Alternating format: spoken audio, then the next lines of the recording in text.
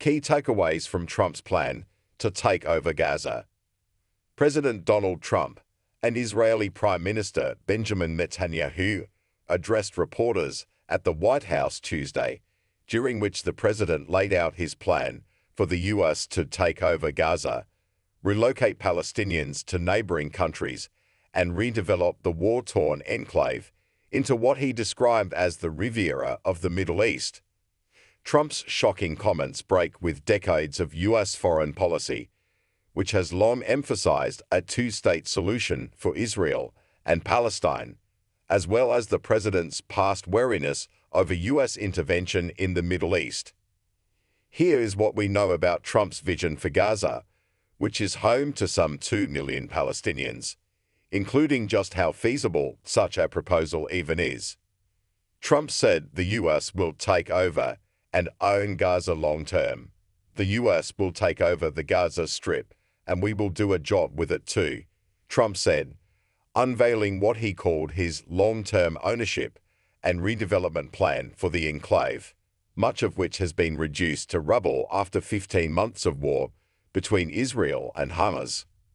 Israeli airstrikes have damaged or destroyed around 60% of buildings, including schools and hospitals, and around 92% of homes, according to the United Nations.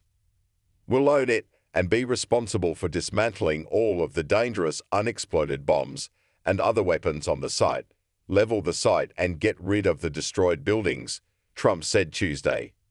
Trump did not rule out sending in U.S. troops, saying, as far as Gaza is concerned, we'll do what is necessary. It's not clear how exactly Trump's proposed land grab would work, and analysts have cast doubt on the feasibility of his plan. There is no mechanism for this.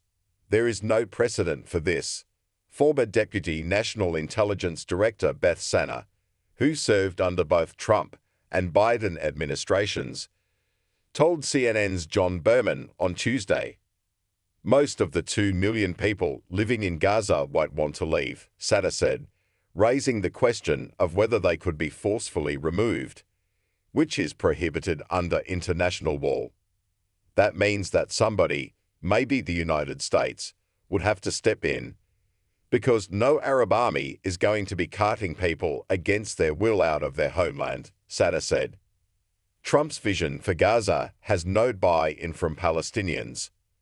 Trump's plan flies in the face of the aspirations of Palestinians, who have long advocated for statehood and roundly dismissed Trump's relocation proposal when he first floated it 2 weeks ago. There are already about 5.9 million Palestinian refugees worldwide, most of them descendants of people who fled with the creation of Israel in 1948. Half of Gaza's population were already refugees from outside the coastal strip. Approximately 90% of Gaza residents were displaced in the latest war, and many have been forced to move repeatedly, some more than 10 times, according to the UN. Trump rejected the idea that displaced Palestinians would want to return to Gaza, describing it as a symbol of death and destruction. Why would they want to return? The place has been hell, Trump said, ignoring a reporter who cried out, because it's their home.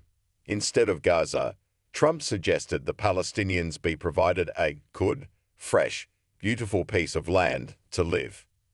Tens of thousands of Palestinians walked for hours to return to their bombed-out homes in Gaza after a ceasefire came into force in late January. We have been waiting for this day for so long, Nadia Qasim, from Al-Shati refugee camp, told CNN at the time. We want to return home, even though my house is destroyed. I miss my land and my place.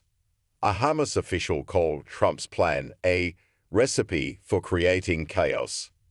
Our people in the Gaza Strip will not allow these plans to pass, and what is required is to end the occupation and aggression against our people, not expel them from their land, spokesperson Sami Abu Zuhri said late Tuesday, local time.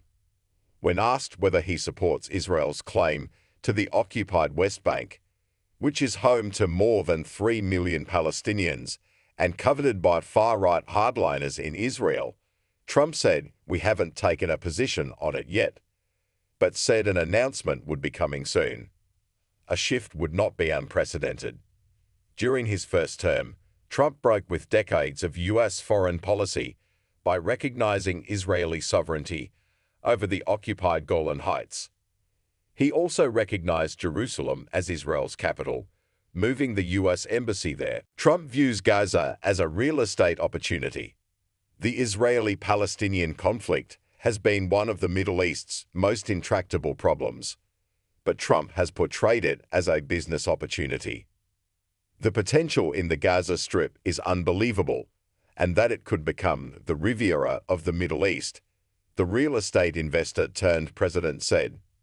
"We have an opportunity to do something that could be phenomenal. And I don't want to be cute, I don't want to be a wise guy, but the Riviera of the Middle East, this could be something. That could be so. This could be so magnificent," Trump told reporters. Asked who he envisions living in Gaza, Trump said, "I envision the world people living there, the world's people. I think you'll make that into an international, unbelievable place," positing that some Palestinians might leave there one day. The president also said he plans to visit Gaza soon. Last month, Trump praised Gaza as having a phenomenal location on the sea and the best weather, echoing remarks made in 2024 by his son-in-law Jared Kushner, who called the waterfront property in Gaza very valuable. Trump's special envoy to the Middle East, Steve Witkoff, is also a real estate developer. Witkoff traveled to Gaza last week, becoming the first high-ranking U.S. official known to visit the Strip in years. Trump's proposal is welcome news for Israel's far right. Israel's far right has long endorsed the idea of expelling Palestinians from Gaza and the West Bank, and lawmakers welcome Trump's comments about taking over the Strip.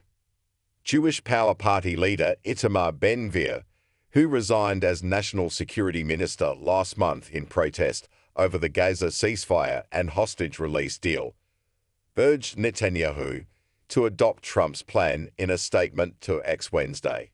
"Now is clear.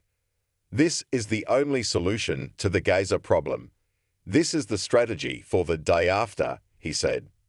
While Israel's government has previously rejected claims that it plans to force Palestinians out of Gaza, Netanyahu expressed support for Trump's vision. Pointing to Israel's war objective of making sure Gaza does not pose a threat to it, Netanyahu said, "President Trump is taking it to a much higher level. He sees a different future for that piece of land that has been the focus of so much terrorism." The Israeli leader said Trump's idea could change history and that it is worthwhile really pursuing this avenue. Trump claimed his plan has broad support, but Arab nations say it's a non-starter.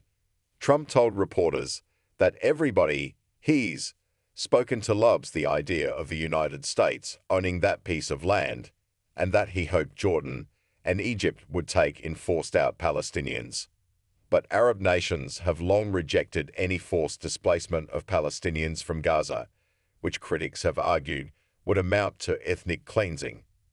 In a statement Wednesday following Trump and Netanyahu's news conference, Saudi Arabia affirmed its unwavering support for a Palestinian state and demanded an end to Israeli occupation.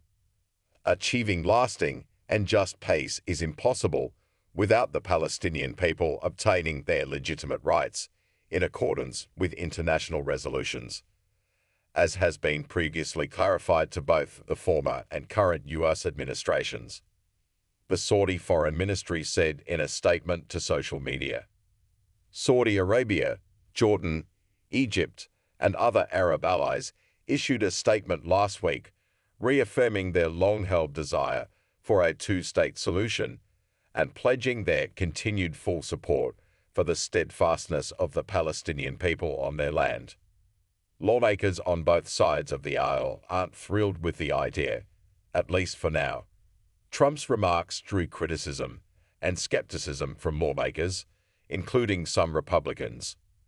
South Carolina Republican Senator Lindsey Graham called it an interesting proposal, but also problematic. We'll see what our Arab friends say about that. I think most South Carolinians would probably not be excited about sending Americans to take over Gaza. I think that might be problematic. But I'll keep an open mind, he said.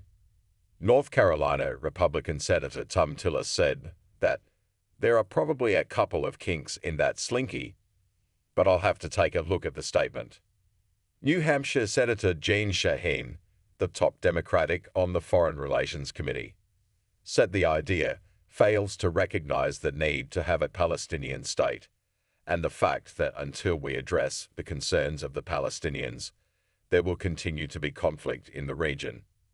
Senator Chris Coons, another key Democratic member of the committee, said Trump's plan is between offensive and insane and dangerous and foolish.